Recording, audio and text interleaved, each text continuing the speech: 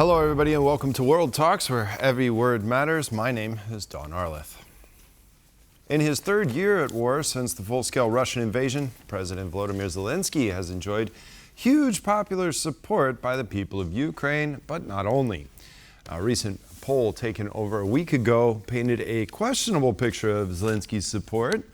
But now, after the peace summit in Switzerland, over 70% of Ukrainians believe that he should remain as the president until the war is over. Now, joining me to discuss this thread is American journalist based in Ukraine, author, writer, and journalist Zarina Zabrisky. Hello, Zarina, and thanks for joining me today. Hi, Don. Hello from Odessa, where we currently don't have electricity. Well, let's turn our attention there in the beginning. So how is the situation there in Odessa? How many days do you have electricity? How many hours of the day do you have electricity for?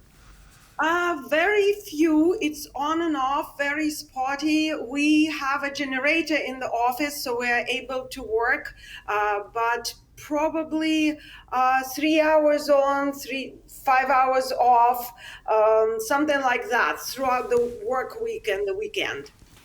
Making things difficult as usual. Now, Zarina, let's turn our attention to President Volodymyr Zelenskyy and his popular support. Now, since the full-scale invasion, what is your impression of the Ukrainian president? What strikes me, Dawn, is the difference in the dynamics in global community and within Ukraine. Throughout this full-scale invasion, we see that Zelenskyy gets massive support in the West. It is not so in Ukraine. It is very uneven. It is up and down, and this is due to several factors. Major one of them, I would say, is the nature of Ukrainian people, of the national character. Ukrainians are freedom-loving, famously so, and they also famous for their dissatisfaction with their elected governments. They're very democratic by nature.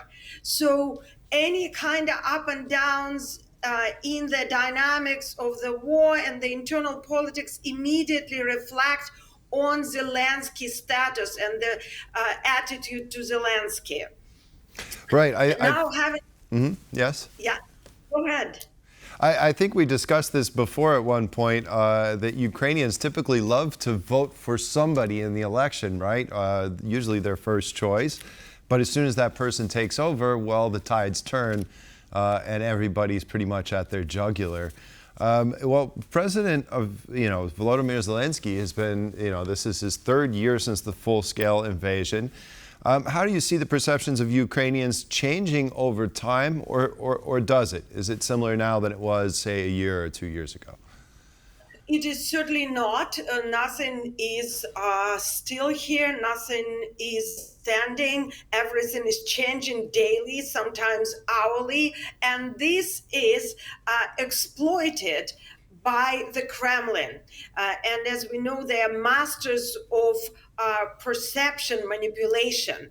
And so one of the major campaign that we see both in the information field, in the information warfare battlefield, so to say, and here physically on the ground, as far as rumors go in the bus, say, or in the shops, they change all the time, and the Russians are doing their best to insert their narratives because their primary goal is to demoralize the population and the army of adversary. We discussed that before when we were talking about the hybrid war.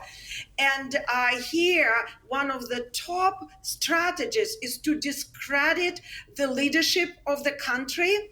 And of course, the president becomes the goal number one. He's a target. So there is a number of crafted narratives where we see the whole variety of information warfare tactics, from rotten herring, when the rumor that Zelensky's handshake brings bad luck is being circulated, and mechanism here is that it's of course fantastical and ridiculous, but it works on the visceral level, and the perception is manipulated successfully to one of the favorites, that Zelensky is quote unquote illegitimate because the elections didn't happen. Well, here very briefly, as you know, Don, elections in Ukraine are unconstitutional for a number of reasons. One of them is a large part of Ukraine is being occupied and people there are unable to vote. So the Kremlin is exploiting that, and of course moving, circulating this narrative on Telegram channels, on Facebook, on social media in any way possible to undermine Ukrainians' opinion. So that is one of the aspects of perception of Zelensky at this moment. Right. When talking about Russia constantly trying to undermine President Zelensky with its false narratives and disinformation, let's turn to that for just a second. Now, there are two things that strike me as issues that could be fully exploited by Russia, and that is the recent mobilization law. And as of recently, there have been reports surfacing in the media saying that there are so-called conscription patrols going around Ukraine trying to round up men who have not signed up or registered for their mobilization as that law takes effect. Well, that is a very sensitive question. As you know, I just traveled all around northeastern front of Ukraine. I went from Chernihiv in the north to Sumy region to Kharkiv and through Kiev, and then back to the south in Odessa. And I spoke to a lot of people. And indeed, there is a lot of fear. A lot of trepidation, I should say, among the society, among men and among women as well, because women are not often prepared to lose their husbands, their fathers, men in their life, to the army. It's not a universal sentiment anymore. If in 2022, in the beginning of the full-scale invasion, there was this wave of volunteering, by now there are less people who see themselves in the army. And that, again, is being exploited. In fact, 2 weeks ago, there was a widespread campaign on social media, including X, or Twitter, where fake videos were fabricated by Russians, and the actors were impersonating the TSK officers in the occupied areas to make the environment look like a regional, genuine Ukraine environment. So a lot of this is, in fact, again, a fabrication. But then, of course, there's a lot of real fear and mixed emotions, I should say. Now, the Peace Summit in Switzerland has just concluded over the weekend. In your opinion, was it a success? Was it a failure? Was it a little bit of both, or was it neither? I believe that this was a huge diplomatic breakthrough. The summit never was supposed to achieve any breakthroughs or resolve the Russian aggression or the war of aggression. Well, rather, the goal was to show the support of the global community.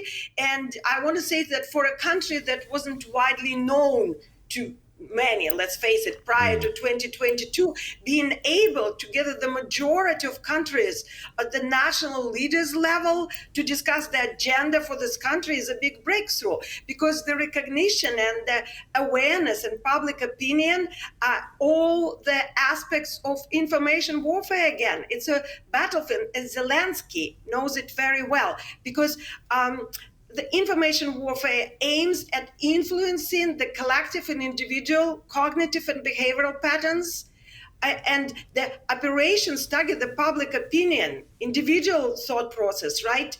So in this information warfare battle, Zelensky definitely wins. All right. Well, thank you for sharing your thoughts on this. Zarina Zabrisky, American journalist in Ukraine, also an author and writer. Thank you very much for joining me today and discussing these interesting issues. Thank you. It's always a pleasure. Thank you, Don.